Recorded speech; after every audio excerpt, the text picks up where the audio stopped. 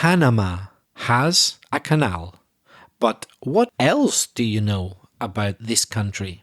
You'll learn about Panama in this episode, and we'll share some tips and ideas on how to improve your speaking with a friend. Welcome to Aprender Inglés con Reza y Craig.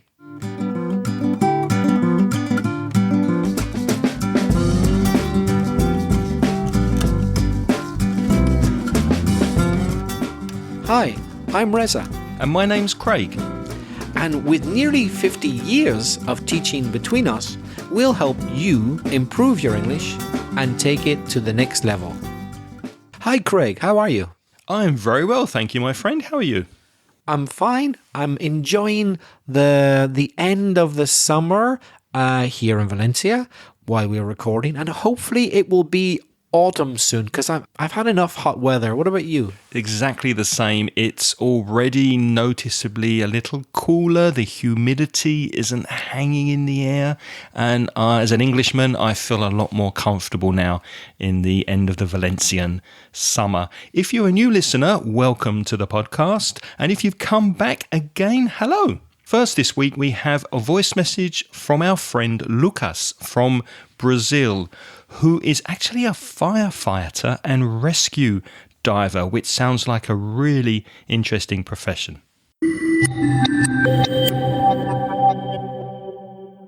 Hi Craig, this is Lucas from Brazil.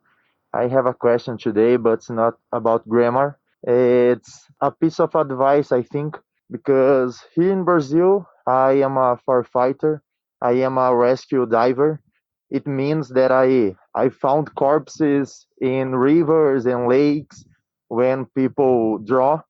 And now I'm thinking about change my career, change my life. And I'm thinking about to move to Europe. And I'm thinking if you could give me a piece of advice, if I can work here in some place. What is your advice to me? If it's good, I save a lot amount of money to keep myself for a while.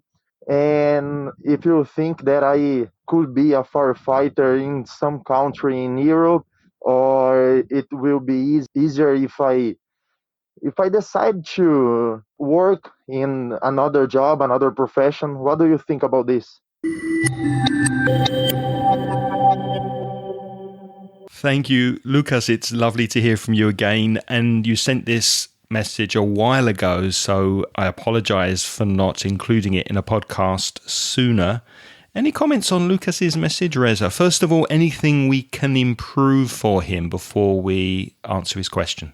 Well, before we get to the question or anything about his English, I'm jealous. Lucas, you're a firefighter, a rescue diver. That's exciting. That's really, really full-on life and death situation work. And when you're watching murder films and detective stories on the television, he's the diver that goes down in the river or in the lake to find the dead body that's on the ground. I mean, that's really important, serious work and quite exciting. Yeah, exciting, though I get the feeling reading between the lines of what you say, Lucas, that it's beginning to bother you a bit because although it is very exciting, I guess coming across corpses week in, week out, that means, very frequently, that would begin to, get depressing, maybe. Depress you, wouldn't it? Yeah, it'd be a bit unpleasant. Guess I can understand you might want to change from that.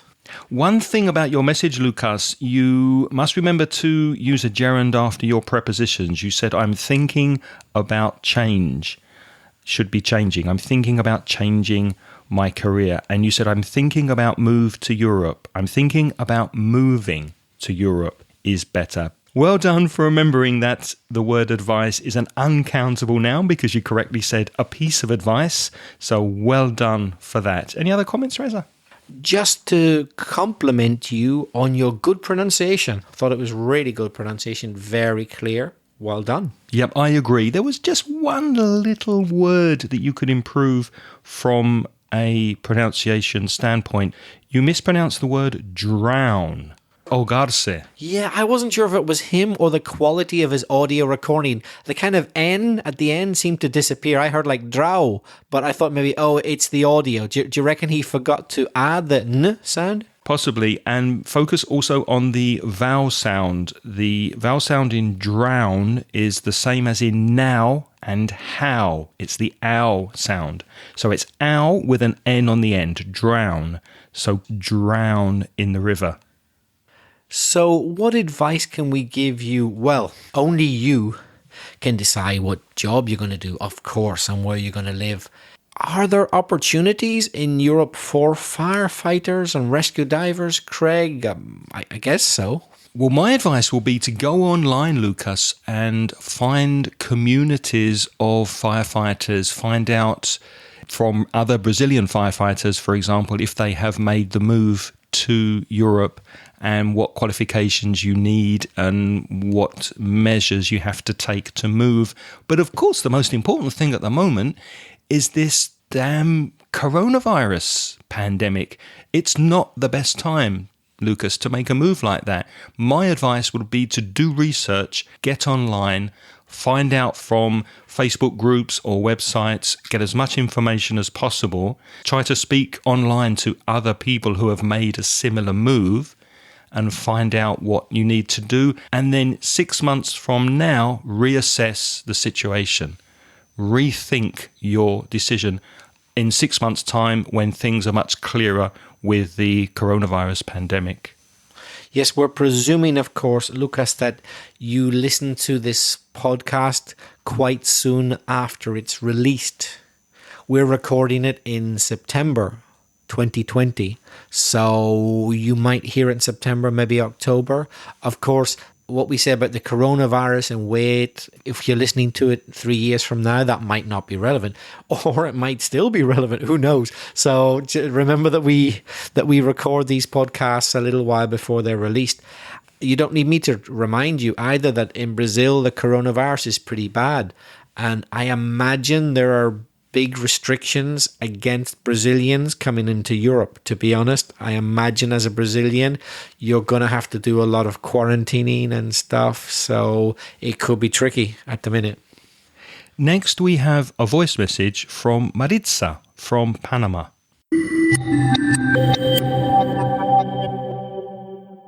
Hi guys, my name is Maritza. I'm from Panama. This is the first time I sent a message.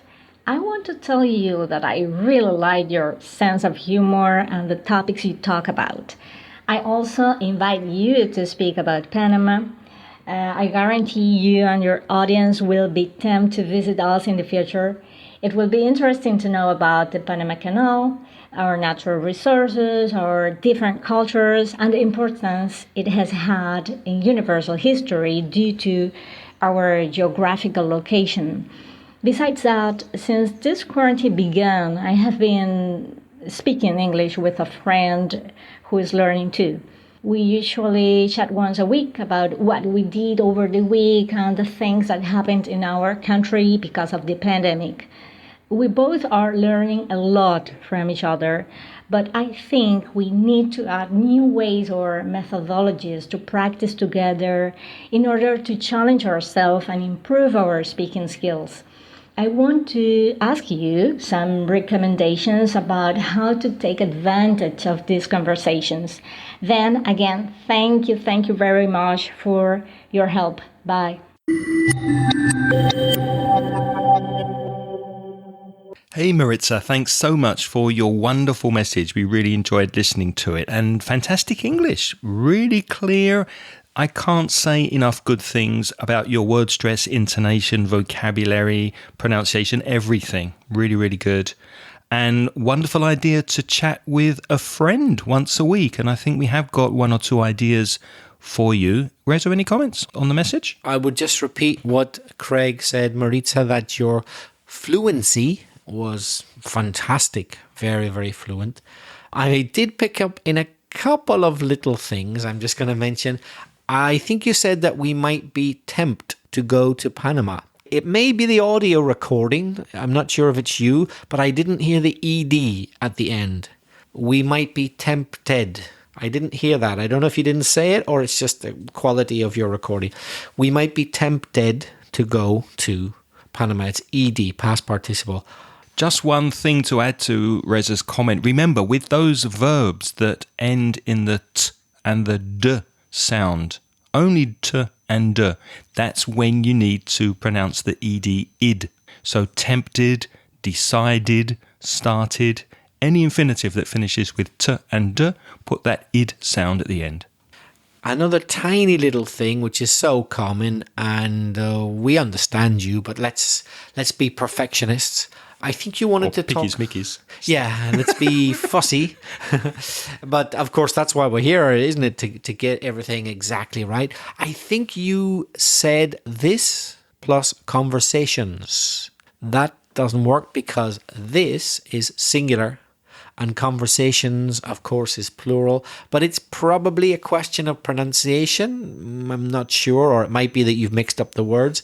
These conversations. It's such a common mistake with most foreigners. This singular, these plural. The spelling doesn't help you. This is the problem with English. So THIS is the short sound, singular, this. And THESE is the long sound, these conversations. So going to your question, Maritza, it's really, really good that you and your friend have taken the initiative to speak together in English to practice. And we recommend this to everybody. Try to find someone you feel comfortable with, a friend or a brother or a sister, someone you know, and once or twice a week, have a conversation in English with them. But what do you speak about? Well, obviously Maritza and her friend have been speaking for a while. You could spice up your conversations. To spice up is to add a little spark to your conversations by having a role play. For example, you're complaining at the airport, or you are speaking to a policeman, anything you can think of to pretend you're having a conversation in English in a particular situation. That's called a role play. So that's one idea of how to do something a little different. Any other ideas, Reza? Yes, of course, you can talk about things, but it's good to have a focus to talk about. So why not agree to read a particular book or watch a particular film in English, of course, and then discuss it in English. So you both know what you're talking about and you'll have plenty of material to talk about. That's a very interesting thing, as well as culturally enriching as well, of course. And it's important to give each other at the end of the conversation honest feedback on the English. So if you hear your conversation partner, your friend make a mistake, it's important to make a note while they're speaking, perhaps, and then tell them at the end, so that's something you can work on and correct. And in a similar way, that focus idea that Reza mentioned, you could focus on a grammar point. You could focus on past tenses, for example, and tell stories using the past simple, past continuous, past perfect, and work only on that for 1 week. Or you could focus on a vocabulary area and only speak about politics or only speak about sport, and try to put more words in your conversation that you researched before, so that you are enriching and enlarging your vocabulary. And if you're looking for topics, what I very often do is I Google conversation topics. So write conversation topics in Google search, and if you add these letters, it will help you with finding ideas for English conversation. So you could try ESL, which is English as a second language. You could try TEFL, which is teaching English as a foreign language, or TESL, which is teaching English as a second language. And if you put those letters in with conversation topics, you'll find lots of ideas from teachers that have recommended certain subjects for English conversation.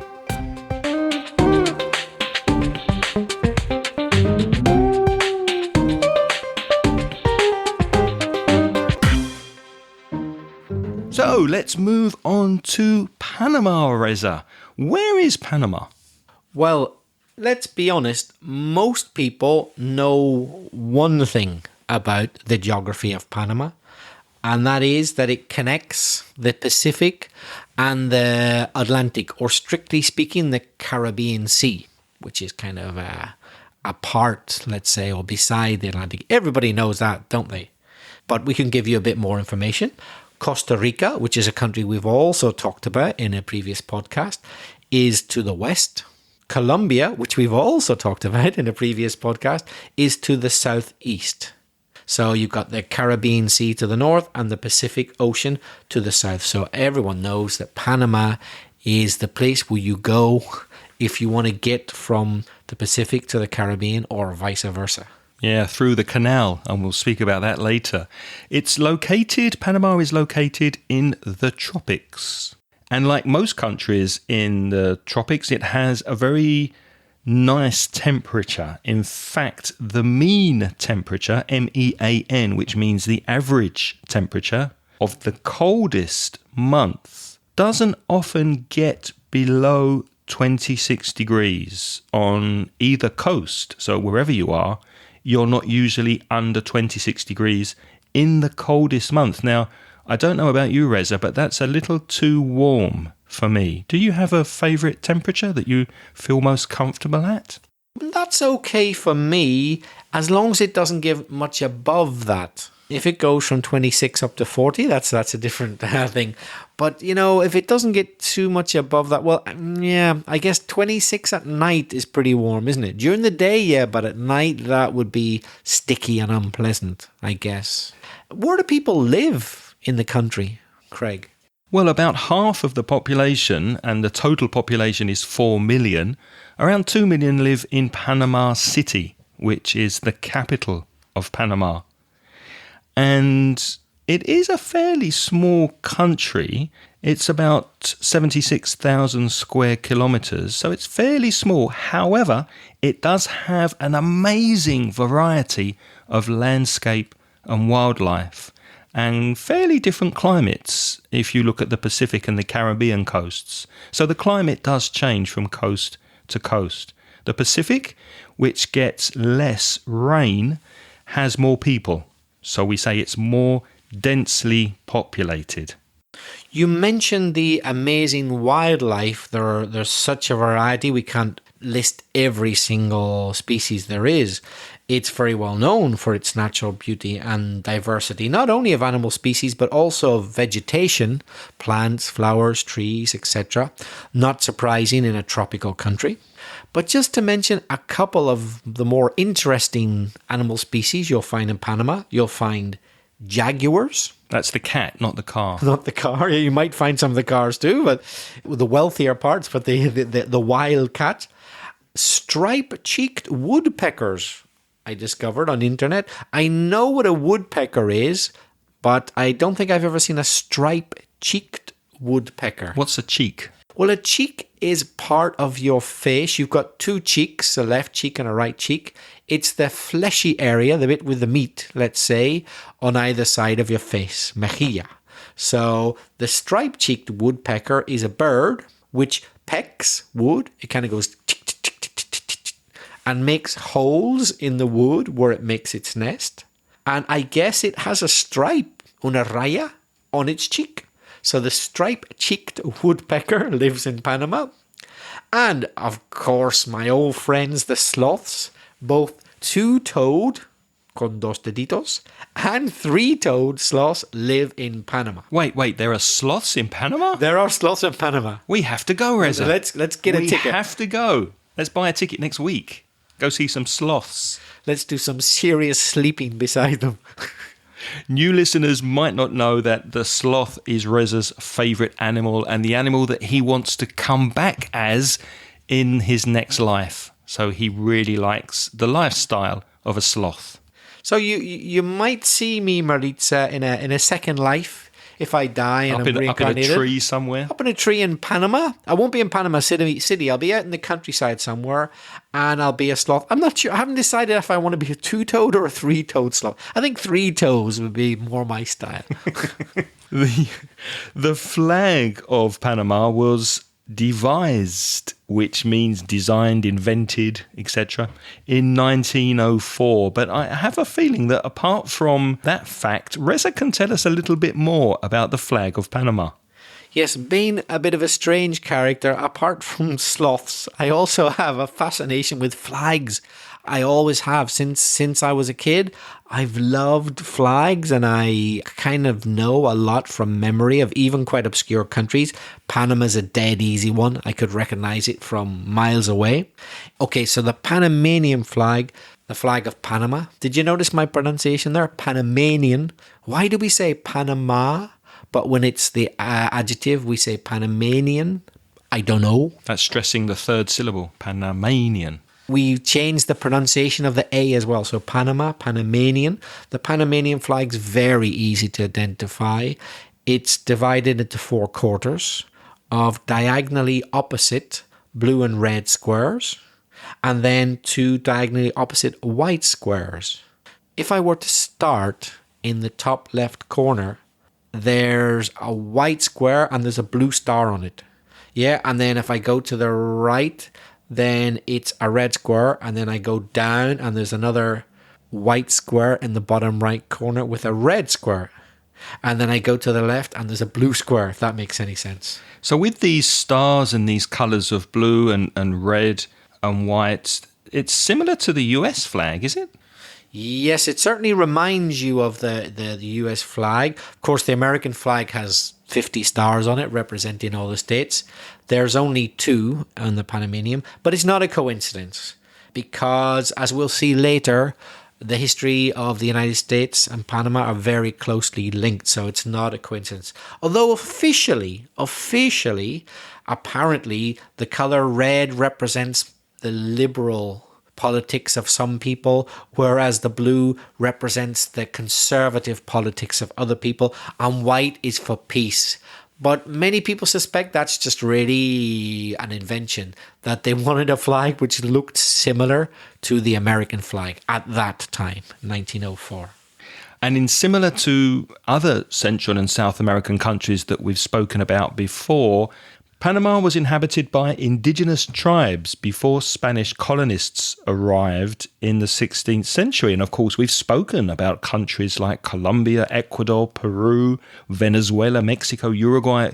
Many countries were colonized by Spain in that part of the world. I must admit I didn't know the names of any of these tribes, but thanks to the marvels of internet, I discovered. Perhaps those of you in Panama already have heard of Guaymi, Cuna, and Choco, just to mention 3 of the more important indigenous American tribes. And they had their own languages, and they still do today. Although it's only under about 10% of the population which actually speak these native languages today. And I imagine that everybody, or virtually everybody, can speak Spanish. As well as those tribes, Africans from Africa were later forcibly brought to Panama over in ships as slave labor. I didn't know that. Yep. So in that dark period of our history, Panama didn't manage to escape the legacy of slave labor, just like many other countries in North and South America. And an interesting fact, Panama was in fact Spain's first Pacific coast colony. Yeah, I know it's also on the Caribbean coast. Yeah, it's got 2 coasts, but it was technically the first Pacific coast colony. And it broke away from Spain in 1821. That phrasal verb, to break away from a country. Dividir, maybe, in Spanish. Separarse. And it joined the Republic of Gran Colombia, along with Nueva Granada, Ecuador, and Venezuela. Panama actually celebrates 2 Independence Days, which is an interesting fact. And how lucky is that? 2 national holidays. So one independence from Spain in 1821 and also from Colombia in 1903. We mentioned at the start the canal. How could you not talk about the canal if you're talking about Panama? The famous Panama Canal. So what's the story? Well, we're not going to go into a lot of details, but the basic details. As Craig mentioned, Panama separated from Colombia in 1903 with the backing, that means with the help of the United States. And that allowed the construction of the Panama Canal to be completed by the US, the American Corps of Engineers. It took them about 10 years to do it, between 1904 and 1914. But interestingly, perhaps not everybody knows, the canal construction rights had originally been granted to a French company. What does granted mean? Granted means they were given permission to do it. So a French company were granted the rights.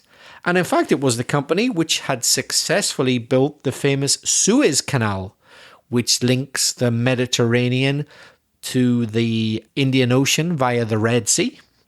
So they might have done a good job, but because of financial difficulties, that company were forced to sell on the rights. They couldn't continue, so they sold them to the Americans, and the Americans ended up building it. So it might have been the French, if things had been slightly different, who had controlled of the Panama Canal. I bet the French were really angry, though. I bet they were really annoyed at that they kind of lost control of that shipping way. I guess years later, at the time, I don't know if they saw the importance, but yeah, pretty soon afterwards, they must have realized, yeah. But needless to say, it's not all good news. I mean, the building of the canal itself was obviously a great thing. But apart from Colombia, who had just lost Panama as a colony and weren't very happy, many Panamanians were also deeply unhappy, very unhappy about getting their own newly independent country from Colombia, only for a bit of it to be taken over by another foreign power, effectively, the canal, which basically came under the control of the United States. Because of this treaty, Tratado, which they signed in 1903. So they kind of swapped from the whole country being under one foreign power, Colombia, to part of the country, the canal, being under another foreign power, the United States, whenever they gained their independence. Yeah, that must have been tough. So physically, the canal is 83 kilometres long. That's about 50 miles. And it connects the Pacific Ocean with the Caribbean Sea. And it actually lies within the 10-mile wide canal zone, of which the USA had sole possession and jurisdiction of for years, for decades, through the 1903 treaty. So that means that possession and jurisdiction, they owned it, they administered it, and it was under their control. And in 1977, Jimmy Carter, who was then the president of the US, he narrowly won a debate just by one vote to return this zone to Panama's control. So thanks to Jimmy Carter, it was approved to return it to Panama. However, the US invaded Panama in 1989 to remove the dictator Manuel Noriega from power. And during that invasion, many Panamanians lost their lives, they lost their homes, many homes were destroyed. So as Craig said, it was in 1977 that the Americans gradually decided to phase back the Panamanian ownership of the canal. To phase something is to do it in phases, in steps. Stages. So it wasn't until December the 31st, 1999, in other words, the very last day of the last millennium and last century, when it was changed back to Panama's control. So it still took another 35 years for them to get complete control of it.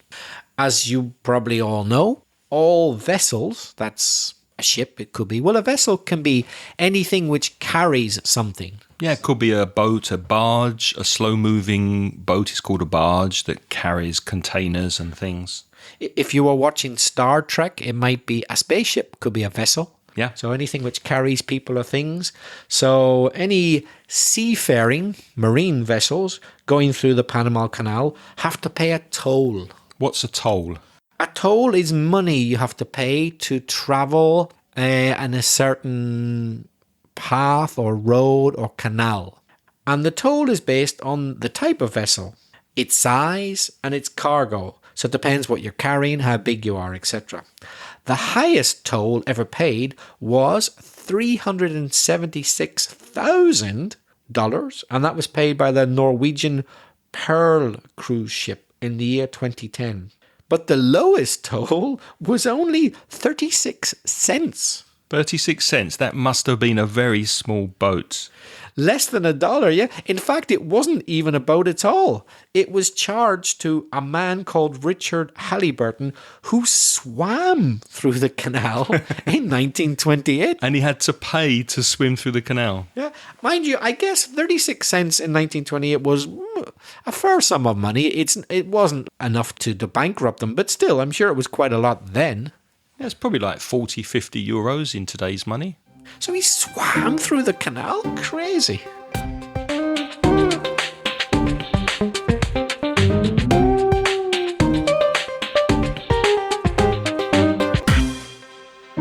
So let's move on to famous people from Panama. One of my favorite boxers is Roberto Duran, who Panamanians and many Spanish speakers know as Mano de Piedra, hand of stone. And he was a very successful boxer from 1968 to 2001.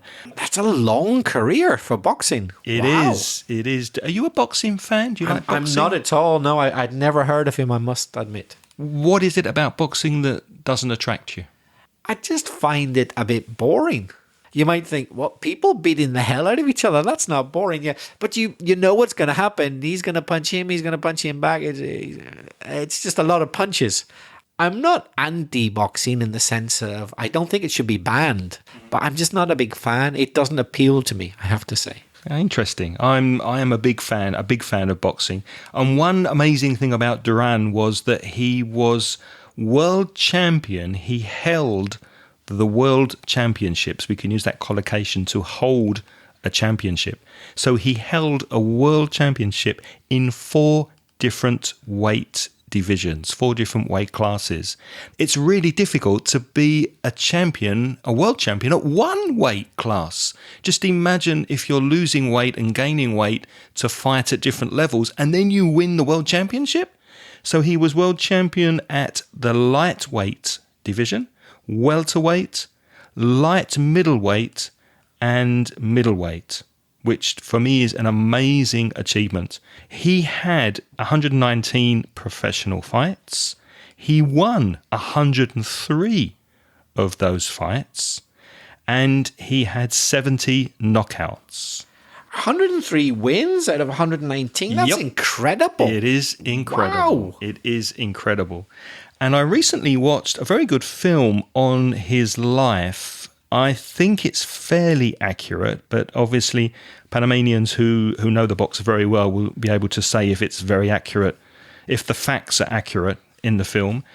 And the film's called Manos de Piedra. It was released in 2016, and it stars Edgar Ramirez as Duran, and Robert De Niro is his manager. His manager was Ray Arcel, a very famous boxing manager. And there's a link in the show notes to the film. I definitely recommend you see it if you like boxing. And even if you don't, it's a very well-made representation of the story of the boxer's life. I enjoyed it very much. Now, of course, we can't mention famous or well-known people from Panama without mentioning General Noriega. I'm sure just by saying that you've heard of him, but I'll give you his full name, General Manuel Antonio Noriega Morena, who was born in 1938 and died in 2017, not that long ago. I was surprised to see that he only died 3 years ago. I said famous, yep. Perhaps other people might prefer the word infamous. Notice how the pronunciation changes. We don't say infamous, no. We say famous and then we say infamous. Stressing the first syllable. Infamous is not the opposite of famous. It's not the opposite. It means that you're famous, but for negative reasons. So the infamous General Noriega, well, I'm sure some of you have heard some basic facts about him. You probably knew that he was the Panamanian military leader, dictator, really, because he didn't have elections and you couldn't really argue with what he said. He was the boss, full stop. So he was a dictator. He was the commander of the Panamanian Defense Forces from 1983 to 1989. At that time, he wasn't actually the president, but he was the real power, even when he wasn't the president. So at first, he actually was an ally, a friend. Ally, that's A-L-L-Y. He was a friend of the United States, and he even helped the CIA, the American Secret Service, let's say, keep elements that were undesired by the Americans at bay. To keep something at bay means keep it away from you, stop it from doing any harm, keep it at arm's length. So he kept certain elements at bay in South America, which the Americans were happy about. And in fact, he even helped, along with the Americans, to stage a coup. That's C-O-U-P. That's a French word, really, coup d'etat, or we shorten it to just coup, C-O-U-P. So along with the CIA, he helped to bring his friend, Captain Omar Torrijos, to power. That's years before he himself, Noriega, later became head of the country after Torrijos. So at first, he had a good relationship with America, but later the relationship turned very sour. And in fact, sour means agrio. It got so bad that the Americans actually sent in troops, they sent in forces to topple his regime. So they actually interfered with Panamanian life, although many people there were happy that they did. I don't know if all were happy, but I know certainly some were happy to get rid of Noriega, even if it meant foreign troops coming. And he's one of the very few leaders of a country who was found guilty of a whole selection of crimes, but most notably drug trafficking, racketeering. What's racketeering? Racketeering means that basically you make people pay protection money. So a bit like in the mafia films, you know, they say, hey, a really nice restaurant, really nice bar you got here. Oh, it'd be such a pity if somebody burnt it down. Yeah, but, you know, pay us the money. Shame if something happened to your lovely shop. We would like it so much. So I tell you what, pay us some money and we'll make sure that nobody will burn down your lovely restaurant. And of course, the understanding is that they're going to burn it down if you don't pay them the money. So he was involved in racketeering and money laundering. L-A-U-N-D-E-R. To launder clothes is to wash clothes. You don't put money in a washing machine, do you? You don't put it in a washing machine, but years ago when General Noriega was in control, you put it in Panama. And that way, if you had illegal money gained illegally or stolen from drugs, whatever, General Noriega would help you launder the money, so it went into banks or official places and suddenly it looked legal.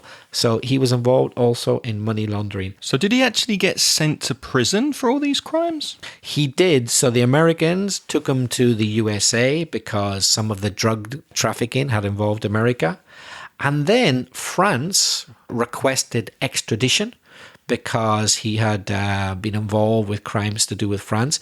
And he went to prison there. And then finally, he went back to Panama, where he also served prison time. So he was in prison in those 3 countries. And he died in 2017 in prison, presumably. Let's look at some more interesting facts about Panama. Something I discovered doing research for this podcast. The very first Latin American country to adopt the US dollar as official currency was Panama. And this was very clear also in the Robert De Niro film I mentioned earlier, where you see dollars very prominently in Panama being used. So the very first country to actually use the US dollar as official currency outside of the US, of course. If there's one item of clothing I identify with Panama, it's of course a Panama hat. But did you know that it was actually first used in Ecuador? So the Panama hat was invented in Ecuador, although it did become popular in Panama much later in the 18th century. But it's from Ecuador originally. The oldest continually operating railroad or railway in the world is in Panama. It's the Panama Railroad that was opened in 1855, and it goes alongside the canal. Alongside is a preposition that means next to, so it's right next to the canal. Well, we hope you've enjoyed those interesting facts about Panama. I know we've discovered a lot. There's a lot more to Panama than the canal. In fact, we're very tempted to visit, as you suggested, Marita. We're very tempted to visit now. Especially to see the sloths. Yes, and have a good sleep. And now that you've listened to us, we would like to listen to you. Why don't you go and record a few sentences and send us a voice message? To do that, you can use our SpeakPipe app, which is at SpeakPipe, speakpipe.com/Ingles podcast. Or you could send us an email with a comment or question to me, Craig, at inglespodcast.com or belfastreza@gmail.com. And those addresses, along with the show notes for this episode, can be found at inglespodcast.com/329. You could also visit our online store. That's at store.mansioningles.net. There, you can find many useful sources where you can practice and improve your English further. We'd also like to say thank you to all of you who are helping us by supporting this podcast.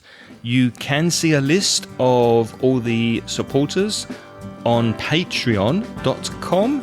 That's patreon.com/Ingles podcast. We can't mention everyone who is donating money, but we will mention the 3 people who have joined recently. So welcome to our new Patreon supporters. They are Gerardo Manuel Alvariño and Felipe Coelho. Thank you very much for joining, and you can join our Patreon program for a minimum of $1.21 per month. That's including VAT, value-added tax, and you get instant access to recent transcriptions. Again, go to patreon.com/Ingles podcast. Reza, what are we speaking about next week? Next week's topic is football. I look forward to that. Until then, thank you for listening this week. Take care, stay safe. It's goodbye from me. And bye-bye from me. The music in this podcast is by Pitts. The track is called See You Later.